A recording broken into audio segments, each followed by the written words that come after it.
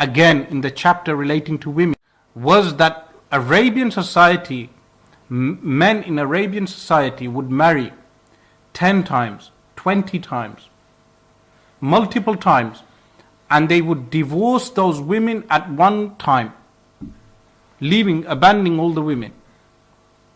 So the legislation of the Quran came stating,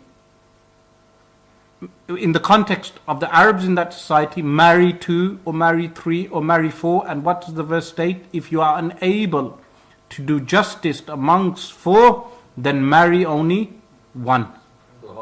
Everyone knows this. This is the context of the revelation. If you go and check the verse of the Quran, you will find this.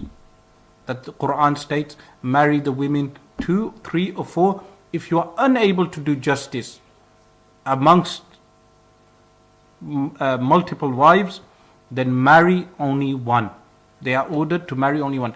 And then, in this context of Arabian society, where men would marry multiple times and treat the women unequally, the Prophet of Islam, alayhi salatu wasalam, said that any man who marries twice and does not do justice between those 2 wives on the day of judgment will be resurrected half paralyzed. As Muslims, we are aware of these things. But again, in a non-Muslim society in 21st century Britain, when these things are quoted, modern man or postmodern man is unable to fathom these things. The question occurs at this point, why did the Prophet of Islam marry a young girl who was and consummate the marriage with the young girl at the age of 9? In this day and age, this is termed as pedophilia, and people have been known to insult the Prophet of Islam alayhi salatu wasalam on national television. Of course, Muslims find this very offensive. One person did say, we have a right to insult. I would say to that anyone who is a non-Muslim has the right to criticize. They have the right to criticize. And they are able to objectively criticize any religion. But as Muslim theologians or Muslim clerics, we would say that we are able to respond to any criticism. This is the difference. So a person does not have the right to mock or insult, but they have a right to critique. For instance, if we made a mockery of the Holocaust, or we made a mockery of those who die in war, in World War I and World War II, this would be insulting. And even in an Islamic state, this would be prohibited.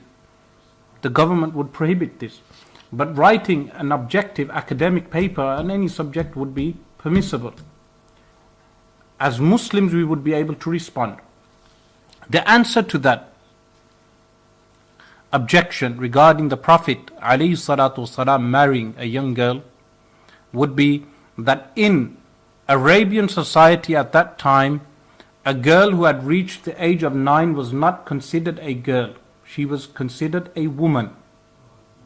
And anthropologists will tell you, whenever studying any culture or time, you do not apply modern standards upon a culture which existed hundreds of years ago.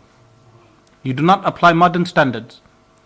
In that region and throughout many regions of the world, people considered girls as women once they passed the age of puberty, because they were mentally mature and they had passed the age of puberty, as well as the fact that it is not agreed upon that the age of Aisha radiallahu anha at the time of consummation was 9. This is not something agreed upon by Muslim scholars.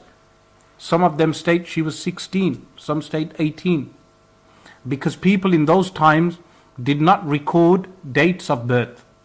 And the fact that shows that she was very mature was that she was able to relate multiple historical events, and she was the most learned female scholar amongst the companions, that she was able to relate so many historical events.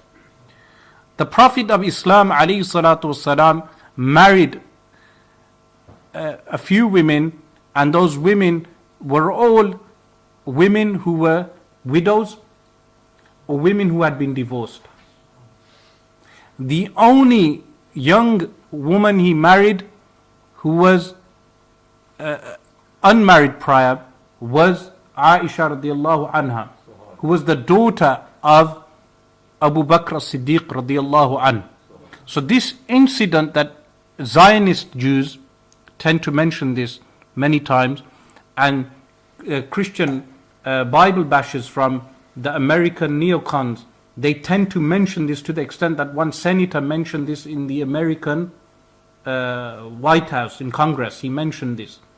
But they take this incident purely out of context. So